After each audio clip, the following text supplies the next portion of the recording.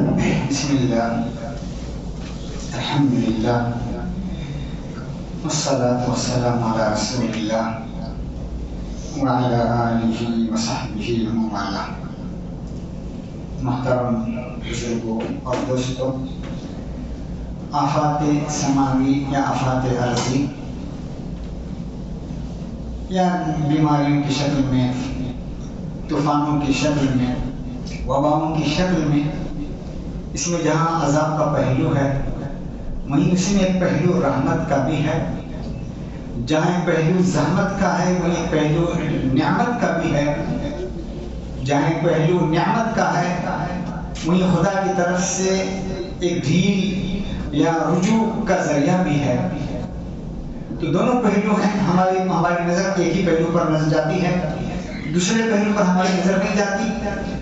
ہر چیز کی نیگیٹو پہلو کی طرف ہماری نظر جاتی ہے، اس کا جو پوزیٹو پہلو ہے اس طرف ہماری کم نظر جاتی ہے.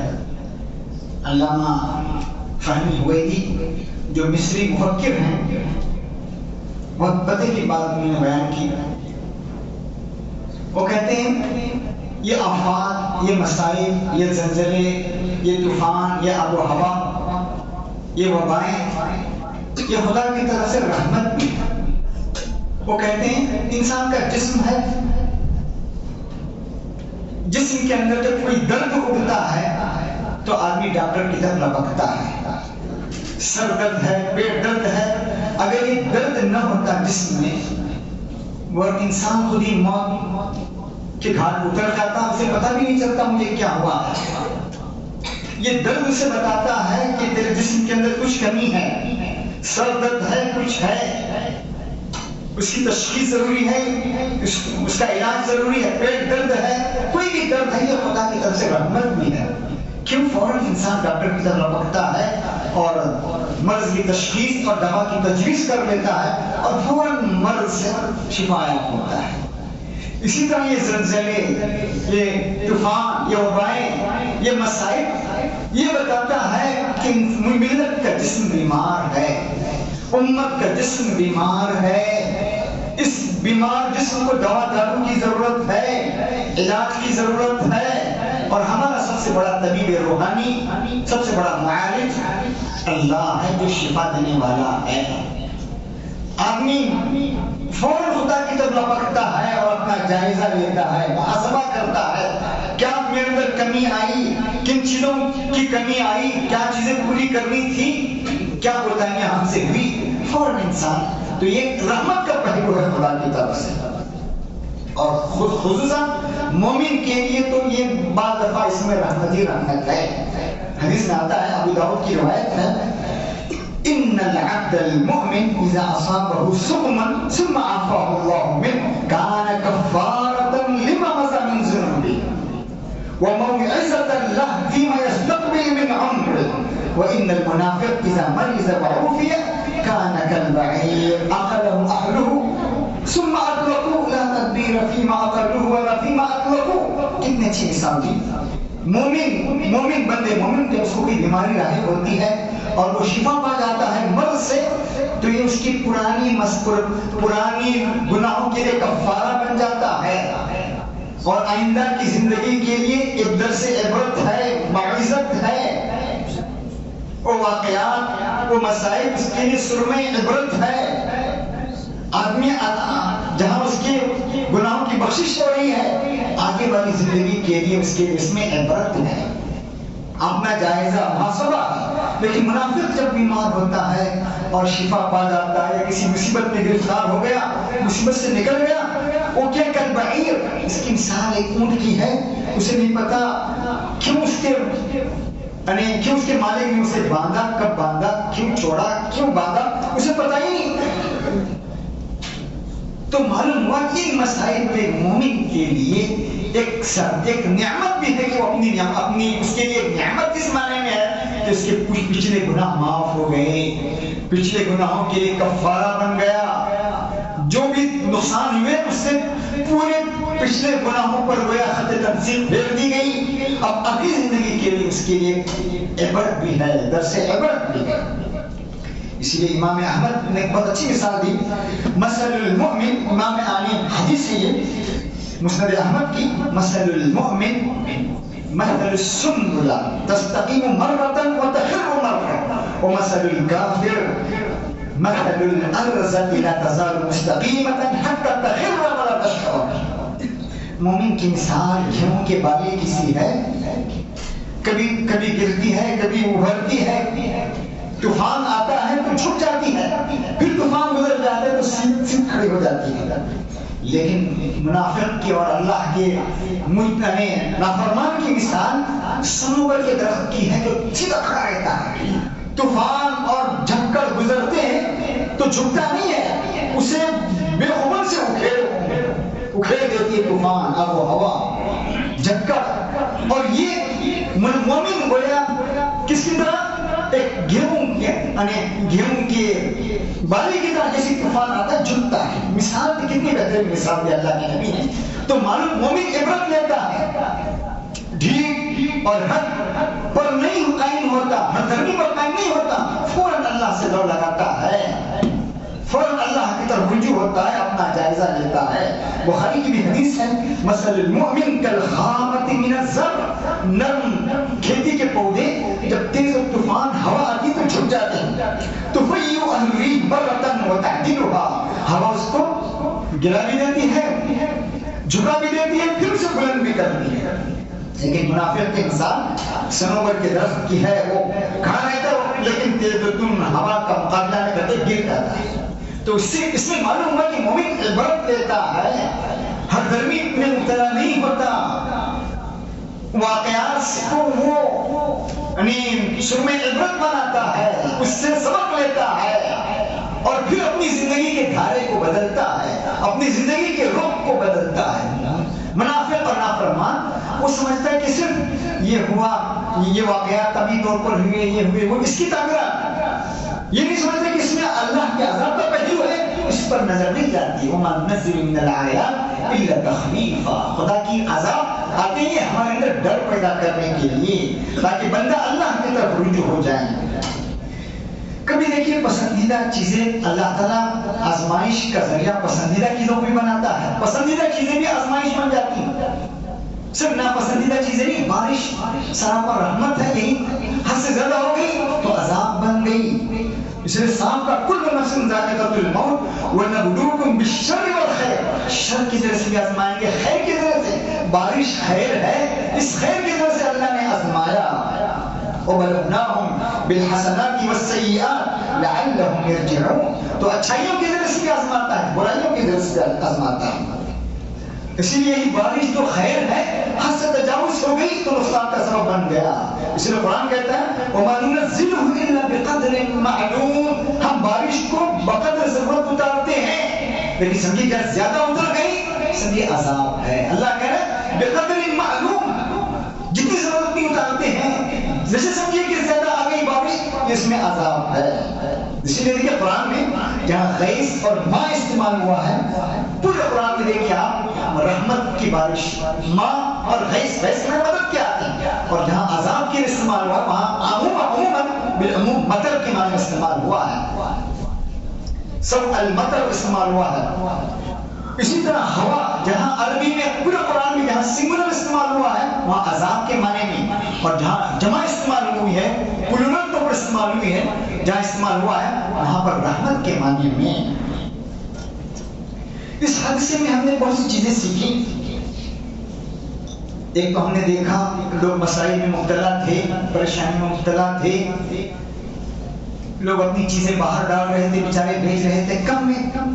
کچھ لوگ ہم نے وہاں کچھ لوگوں کو دیکھا وہاں بھی بارگیننگ ہو رہی تھی، بیچارے 500 کی چیزیں 200 میں بیچ رہا ہے، وہاں بھی لوگ اور بارگیننگ کر رہے، بھائی 250 میں دیجیے، اللہ اکبر، یہ مذاق ہے ان کے ساتھ۔ یہاں تو ہمیں ہیلپ کرنا چاہیے ان کی، 500 کی چیز 200 میں بک رہی ہے، 50 زیادہ دیجیے، اس کا تعاون ہوگا، اس بیچارے کا تعاون ہوگا، ہر فرد مدد کر سکتا ہے اپنے بھائی کا اس سلسلے میں، بجائے بارگیننگ کرنے کے اور نیچے اتر آنے کے۔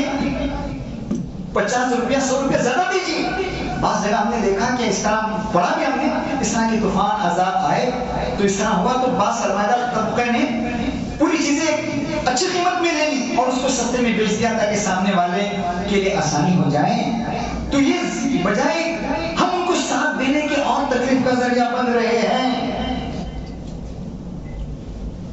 بعض بیچارے پریشان مبتلا لوگ گئے رہتے ہیں، ہم سے کہا کیا مولانا ہم تو مصیبت میں مبتلا تھے۔ ارے بھائی ہر آدمی ویڈیو لے کے کیمرہ لے کے فوٹوگرافی کر رہا ہے، میڈیا والے ان کی ذمہ داری ہے وہ کریں، ہر آدمی مذاق، وہ کہتے پہلے ہم مصیبت میں گرفتار ہیں، پھر یہ لوگوں کا مذاق، وہ آنے یعنی کیمرہ بازی اور فوٹوگرافی اور پھر پانی میں کھیلنا، آنا جانا لپنا، ہم سے تکلیف ہو رہی، ہمیں تکلیف ہو رہی تھی، پہلے ہم مصیبت میں گرفتار، پھر لوگوں کی اس طرح کی دھن سے ہمیں تکلیف ہو رہی تھی، ہم لوگ نام لے کے کہتے ہیں بہت اچھا ہوا، نعوذ باللہ گرفتار میں مبتلا ہونے والوں نے ہم سے کہا بہت اچھا ہوا، فلاں کو ہوا، فلاں کا نقصان ہوا، فلاں کا نقصان ہوا۔ ارے عبرت کی چیز تھی، اس کے تو گناہ معاف ہو گئے، گناہ بخش دیے گئے، اب اس کے دل کو تکلیف ہے کہ ہم کسی کی آہ لینا، اپنی آخرت سے دنیا کو برباد کرنا ہے۔ یہ مسائل میں یہ طور طرح نہیں ہوتا، اس کی تعزیت، اس کا ہیلپ یا اس سے کہنا، اچھی باتیں کہنا، بڑی باتیں کہنا، اس کا ساتھ دینا، یہ طرز گفتگو ہے، یہ طور طریقہ ہے نسبت رضا لوگوں کے ساتھ پیش آنے کا، نہ کہ اس طرح ہم پیش آئیں۔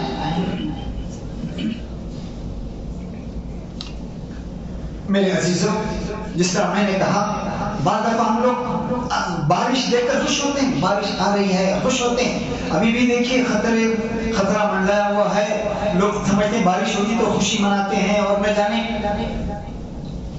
میرے عزیزوں، اللہ کے نبی کا حال کیا تھا؟ بارش دیکھتی تو آپ کا کیا حال تھا؟ حضرت عائشہ کہتی ہیں ان الناس اذا رأوا الغیب فرحوا، لوگ جب بارش کو دیکھتے ہیں، بادل کو دیکھتے ہیں، آسمان پر بادل آسمان پر منڈا رہا ہے، لوگ خوش ہوتے ہیں، پتہ نہیں اس میں کیا ہے، بارش ہے، رحمت ہے۔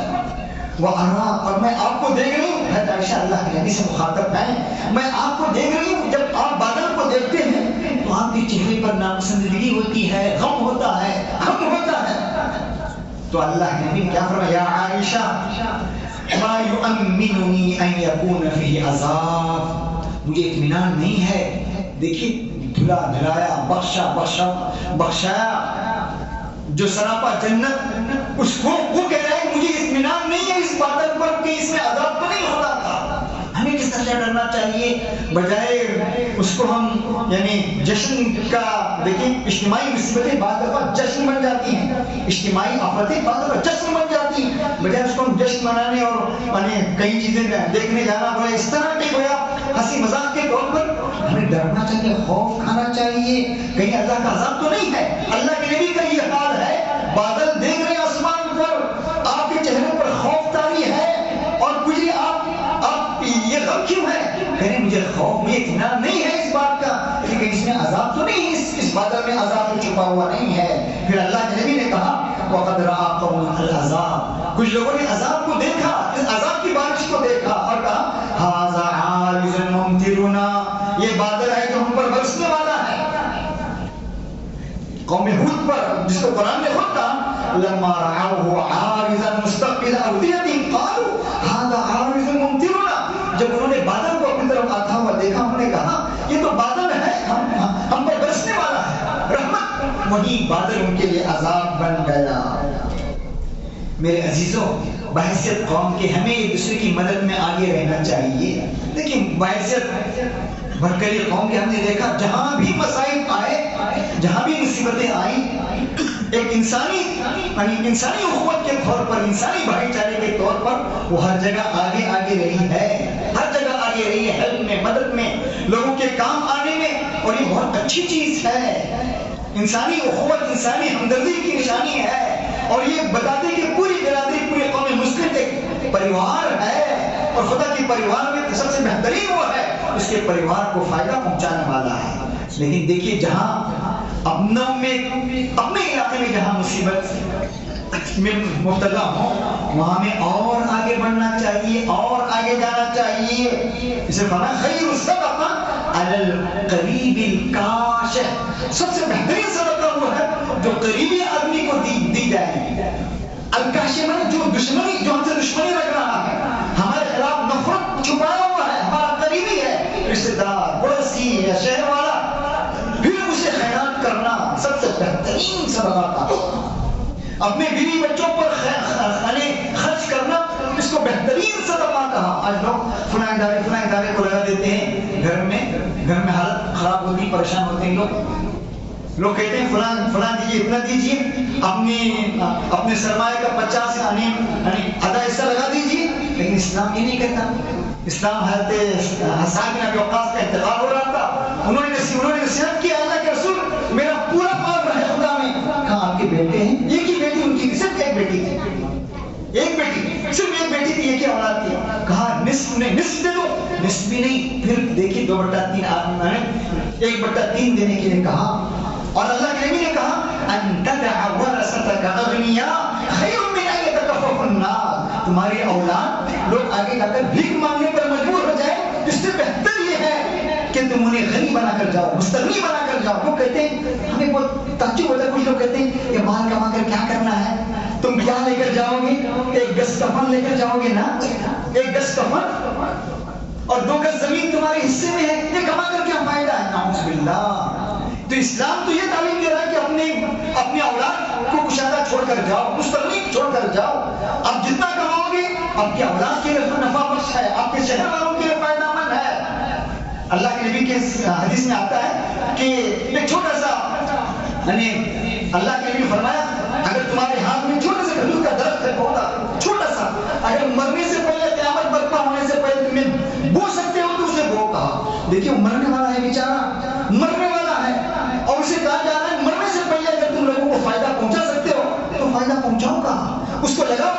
کھجور کا درخت سالوں بعد کیا کرتا ہے, سالوں بعد پھل دیتا ہے. اس پھل سے بیچارہ وہ فائدہ نہیں اٹھاتا, اس کی اولاد فائدہ اٹھاتی ہے, اس کے پوتے فائدہ اٹھاتے ہیں, اس کی انسانیت فائدہ اٹھاتی ہے, پوری قوم فائدہ اٹھاتی ہے. تو ہم کہیں بھائی کیا کما کر کیا کریں گے بھائی, 2 گز زمین تمہارے نصیب میں ہے اور یہ کفن کا ٹکڑا ہے, نعوذ باللہ, یہ تو قوم کو اور پیچھے دھکیلنا ہے آگے بھیجنے کے بجائے. تو میرے عزیزوں, آفات اور مصیبت میں اپنے شہر والوں زیادہ مستحق ہے کہ ان پر خرچ کیا جائے, انفاق کیا جائے, صدقات, خیرات, زکات. اب یہاں چادر پہنائی جائے گی, آدمی زکات کا پیسہ بھی ڈال سکتا ہے, مجبور ہے بیچارے, پریشان ہے, زکات کا پیسہ بھی اس میں ڈال سکتا ہے اس چادر میں, یا زکات کی رقم آدمی ذمہ داروں کے حوالے بھی کر سکتا ہے. میرے عزیزوں, آفات و مصائب کا مقصد رجوع الی اللہ, اللہ کی طرف رجوع کرنا مقصد ہے. اللہ ہمیں ستانا, پریشان کرنا نہیں چاہتا. اللہ چاہتا ہے کہ میرا بندہ میری طرف لوٹ آئے. ایک اللہ تعالیٰ کو اپنے بندے سے 70 ماؤں سے زیادہ محبت ہوتی ہے. ایک ماں کو اپنے بیٹے سے, اپنے اولاد سے کتنی محبت ہوگی, 70 ماؤں سے زیادہ محبت کرنے والا اپنے بندے سے جب وہ عذاب میں مبتلا کر رہا ہے, اس کا مقصد یہ ہے کہ اس کے گناہ بخش دیے جائیں, اس کی زندگی کے اندر سدھار آ جائے, یہ مقصد ہے, اس کی کایا پلٹ جائے. اور یہ مسائل ہماری اپنی چیزیں ہیں, ہمارے اپنے کرتوت ہیں, جس کی وجہ سے عذاب آتا ہے. ظہر الفساد فی البر والبحر بما کسبت ایدی الناس, لوگوں کی اپنی کارستانیوں کی وجہ سے, اپنے کرتوت کی وجہ سے. پھر اللہ کہہ رہا ہے لیذیقہم بعض الذی عملوا, ان کے بعض گناہوں کی وجہ سے جس کا مزہ اللہ انہیں چکھا رہا ہے, لعلہم یرجعون, شاید کہ وہ رجوع ہو جائے. عذاب کا مقصد رجوع الی اللہ. جتنی آیتیں قرآن میں اس میں آپ دیکھیں, جہاں جہاں عذاب کا تذکرہ ہے وہاں پر لعلہم یرجعون ولنذیقنہم من العذاب الادنی دون العذاب الاکبر لعلہم یرجعون واخذناہم بالعذاب لعلہم یرجعون. لوٹیں, پلٹیں, میرا بندہ میری طرف لوٹ آئیں, میرا بندہ میری طرف لوٹ آئیں. یہ رجوع الی اللہ کا مقصد ہے. رجوع الی اللہ میں میرے عزیزوں توبہ اور استغفار کریں. توبہ اور استغفار نہیں, ہم خود ظالم ہیں, ہم میں سے ہر ایک ظالم ہے. توبہ استغفار کا مطلب یہ سمجھتے ہیں کہ ہم منہ سے توبہ کر لیں یا صرف زبان سے بھی توبہ کریں, اپنے اعمال کے اندر بھی ہم تبدیلی لائیں. آدمی شراب پینا, زنا کرنا, سود کھانا برا سمجھتا ہے, غیبت کرنا, چغلی کرنا, کسی کی دل آزاری کرنا, کسی کو تکلیف دینا, یہ سب سے بڑے جرائم ہیں. زنا اور شراب کا نقصان اس کی ذات کو ہوگا, لیکن اس حسد, چھل کپٹ, کینہ, بغض, عداوت پوری ملت کو یہ لے ڈوبے گا. اور اس کا بدلہ یہ ہوگا کہ وہاں شراب پینے سے اس کو سزا دی جائے گی, شراب پیا ہے زنا کی اس کو سزا دی گئی، لیکن کسی کا دل دکھایا، کسی کو تکلیف دی، نیکسٹ ڈھیر سارے پہاڑ برابر عمل لے کر آیا، پورا اس نے تقسیم کر دیا. اس سے بڑھ کر لوگوں کیا ہوگا؟ آدمی اپنی اولاد کے لیے کماتا ہے، اپنی اولاد کے لیے کماتا ہے، آدمی ڈھیر سارا کمائے اور اپنی اولاد محروم ہو جائے، اس سے بڑھ کر لوگوں کیا ہے؟ ڈھیر سارے عمل آدمی قیامت میں لے کر آئے اور اس کے اعمال تقسیم ہو. شراب پیے گا، زنا پیے گا، اس کو اس کی سزا ملے گی، لیکن یہاں پر کسی کو تکلیف دینے، کسی کی دل آزاری کرنے، کسی کا مال ہڑپ کرنے، یہ تکلیف خود اس کے لیے خسارہ ہی خسارہ ہے. اس کے اچھے اعمال بھی غارت اور اکارت ہو کر رہ جائیں گے، اس کا پورا کمایا دھرا کا دھرا رہ جائے گا، کچھ اس کے کام نہیں آئے گا. تو آدمی سمجھتا ہے میں شراب نہیں پی رہا ہوں، میں زنا نہیں کر رہا ہوں، میں سود نہیں کھا رہا ہوں، لیکن یہ گناہ کر رہا ہے، سمجھ اس کو گناہ سمجھتا ہی. اس لیے ایسے لوگوں کو نعوذ باللہ توبے کی توفیق بھی نہیں ہوتی، اس کو گناہ سمجھتا ہی. کل امتی معافا الا المجاہرین، میری پوری امت بخشی جائے گی سوائے ڈنکی کی چوٹ پر ہم ٹھوک کر گناہ کرنے والوں کی. غیبت، چغلی، حسد، چھل کپٹ، اس طرح کی جو بیماریاں ہیں، یہ آدمی اس کو گناہ سمجھتا ہی نہیں ہے، اور اس کے نقصان کا. آدمی توبہ کرے، استغفار کرے، جس کا مال لوٹا ہے اس مال کو لوٹائے، کسی کی دل آزاری کی ہے اس سے معافی مانگے. یہ سب چیزیں ہیں، رجوع اللہ کے ذرائع ہیں. ظلم کیا ہے؟ نمازوں میں ہماری کوئی وضع الشیء فی غیر محلہ، کسی چیز کو اس کی جگہ کے علاوہ رکھنا یہ ظلم ہے. تو خدا کی طرف سے ہم نے، خدا کے سلسلے میں ہم نے کوتاہی کی ہے، نمازوں میں، طاعات میں، خیرات میں، اس کی برپائی، اس کی پابندی ہونی چاہیے، تلافی مافات اس کا بھی ہونا چاہیے.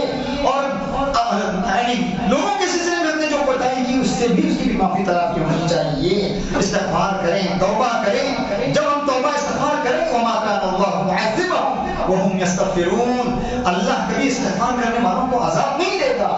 اللہ کا شکر ادا کریں، اللہ کی نعمتوں پر شکر گزار بندے شکر سے عذاب ٹل جاتی ہے. وما يفعل الله بعذابكم ان شكرتم وآمنتم، اللہ کو کیا پڑا ہے تمہیں عذاب دے کر اللہ کو کیا پڑا ہے کہ تم اللہ کے شکر گزار بنو، ایمان والے بناؤ. امر معروف نہی عن المنکر کرنا چاہیے، لیکن جب عذاب آتا ہے سب اس کی اچھی بھی عادتیں بری بھی عادتیں. عائشہ نے پوچھا انہلک وفینا الصالحون، کہ ہم تمام برباد کیے جائیں گے جبکہ ہم میں اچھے لوگ ہیں، نیکوکار لوگ ہیں؟ اللہ کے نبی نے کہا نعم اذا کثر الخبث، جب برائی عام ہو جائے گی، جو اچھے بھی بیچارے برائی میں اچھے بھی گرفتار ہو گئے مسائل کے، برے بھی اچھے بھی گرفتار ہو گئے، تو معلوم ہوا امر معروف نہی عن المنکر کا کام بھی کرنا چاہیے. برائی ہو رہی تو اس کو اپنے ہاتھ سے، زبان سے روکنے کی کوشش کرنی چاہیے. یہ ہے جس میں عبرت کا پہلو بھی ہے اور اس میں رحمت کا پہلو بھی ہے. خدا کے عذاب میں رحمت کا پہلو بھی ہے، عبرت کا پہلو بھی ہے، نعمت کا پہلو بھی ہے، نعمت کا پہلو بھی ہے. ان تمام زاویوں سے ہمیں ان واقعات پر غور کرنے کی ضرورت ہے. اللہ تعالیٰ مجھے بھی آپ کو باتیں کرنے کی توفیق دے. وآخر دعوانا الحمد للہ رب العالمین.